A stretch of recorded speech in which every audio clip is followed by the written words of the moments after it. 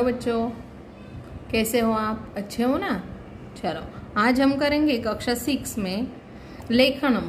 क्या करेंगे?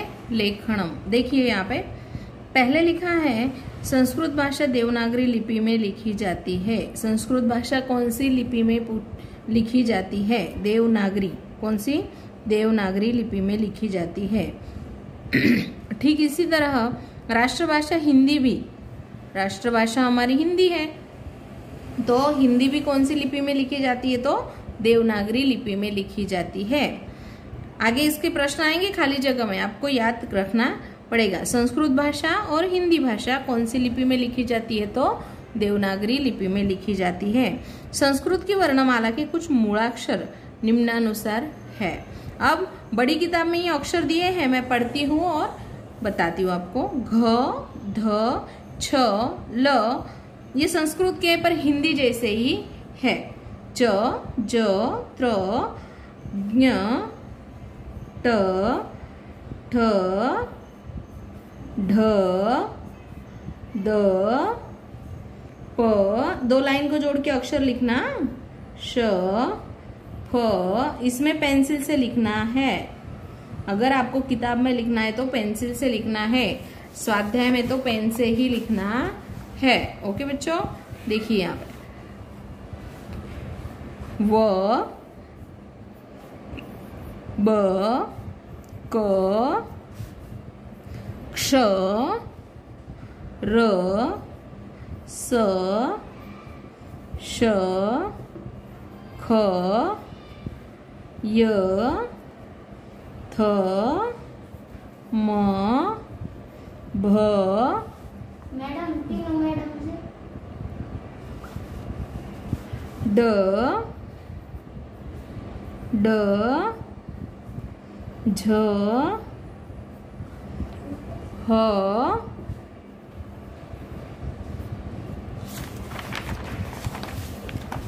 त,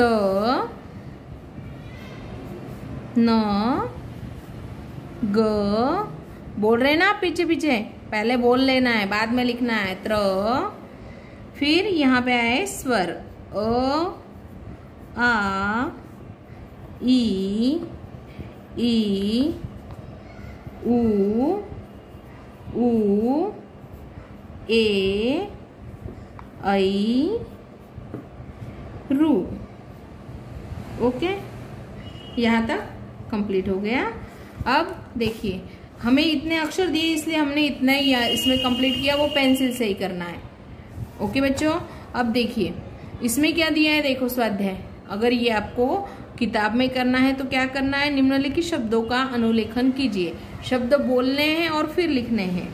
नकुलः, मंडूकः, बोलिए साथ में, मंडूकः। वस्त्रम, रुको मैं भी पेन से लिख देती हूँ इसमें। संचिका, श्रुगाल, संख्या। अब इसको आप स, ड, ख, या ऐसे नहीं पढ़ सकते हैं, इसे कहते हैं संख्या। डायरेक्ट शब्द आपको, इसीलिए आपको संस्कृत शब्द उच्चारण सही से बोलना है। वृषभः, स्थालिका, औषधम, पिंज, वानरः, शशकः। ओके, अब ये भी हमें यहाँ पे देख देख के अनुलेखन करना है। तो पहले हम सिर्फ इसे पढ़ते, आप लिख लेना। सर्वे भवन्तु सुखिनः, सर्वे भद्राणि पश्यन्तु, शारदाय नमः, वीणा पुस्तकधारिणी, प्रसन्ना भव सर्वदा। यहाँ पे देखिए, निम्नलिखित वाक्यों का अनुलेखन कीजिए। ये देख के यहाँ पे लिखना है, तो पहले उसे पढ़ना है। एकम वनम अस्ति, शशकः भीतः भवति, शृगालः अनुधावति, शशकः वृक्षसमीपम् आगच्छति, शशकः पलायनम करोति।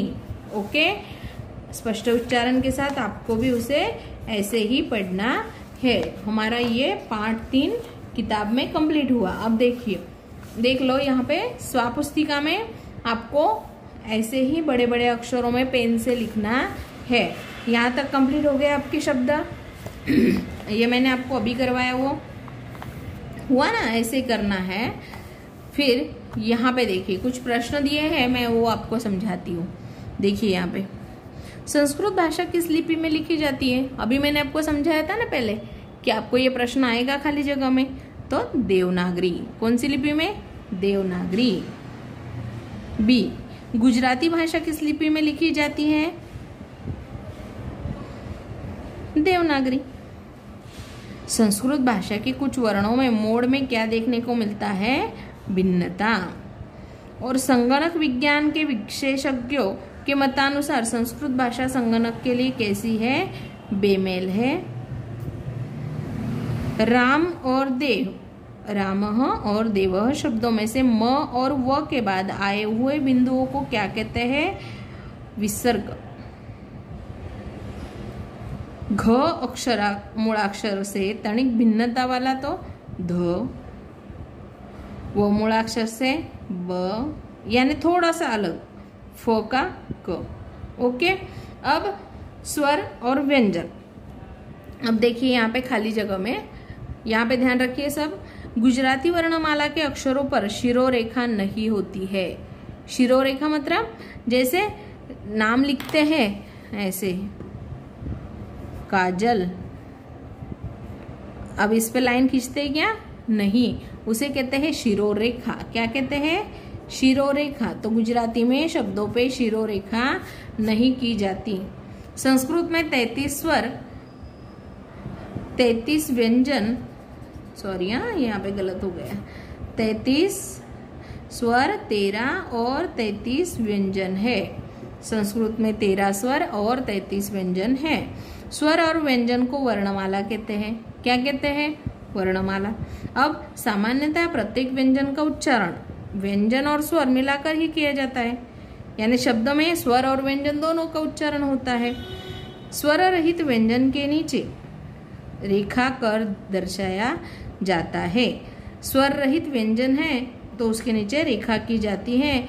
शुक और गज शब्दों के क और ज के बाद, क और ज के बाद दो बिंदु आए ना, तो उन बिंदुओं को क्या कहते हैं? विसर्ग। ये आपको याद रखना है। अब ये है हमारी सही गलत, बराबर। चलो, तो इसकी तो मैं आपको पीडीएफ भेजूंगी, आप उसी में से देख के लिखना, मैं तो सिर्फ आपको यह समझा रही थी। देखिए प्रश्नों के उत्तर देखिए यहाँ पे। संस्कृत भाषा किस लिपि में लिखी जाती है? देवनागरी। गुजराती भाषा किस लिपि में लिखी जाती है? देवनागरी। किस भाषा की वर्णमाला के अक्षर शिरोरेखा को छोड़कर देवनागरी की लिपि के तरह लिखे जाते हैं? गुजराती। और संस्कृत भाषा में कितने स्वर और कितने व्यंजन हैं? संस्कृत में 13 स्वर और 33 व्यंजन हैं। हम क्या सीखकर अपनी मातृभाषा और राष्ट्रभाषा हिंदी को समृद्ध बना सकते हैं? तो हम संस्कृत सीखकर, क्या सीखकर? संस्कृत सीखकर अपनी मातृभाषा और राष्ट्रभाषा हिंदी को समृद्ध बना सकते हैं। ओके, अब यहाँ पे देखिए अनुलेखन करना है, तो इसमें क्या लिखा है? अनुलेखन कीजिए। तो मैं शब्द पढ़ती हूँ, देखिए। पिंज, संख्या, नकुलः, संचिका, श्रुगालः, औषधम, वस्त्रम, मंडूकः। ये हो गया हमारे अनुलेखन का शब्द। अब यहाँ पे क्या दिया है कि निम्नलिखित काव्यांशों का अनुलेखन कर हिंदी में अनुवाद कीजिए। अब इसका हिंदी में हमें अनुवाद करना है, मैं इसकी आपको पीडीएफ डालूंगी। और लास्ट का देखिए ये वाला, तो हिंदी में अनुवाद कीजिए। एकम वनम अस्ति, एक जंगल होता है। शशकः भीतः भवति, खरगोश डरता है। श्रुगालः अनुधावति, सियार पीछे दौड़ता है। शशकः वृक्ष समीपम आगच्छति, खरगोश पेड़ के पास आता है। शशकः पलायनम करोति, खरगोश भाग जाता है। ये हो गए उनके हिंदी अनुवाद। ओके बच्चों, तो हमारा पार्ट 3 लेखनम कंप्लीट हुआ। इसकी मैं पीडीएफ डालूंगी, तभी आप स्वाध्याय में लिखना। तब तक याद करना प्रश्नोत्तर, खाली जगह और ये पेन से ही लिखना सब अच्छे से। ओके बच्चों, अपना ख्याल रखना। बाय बच्चों।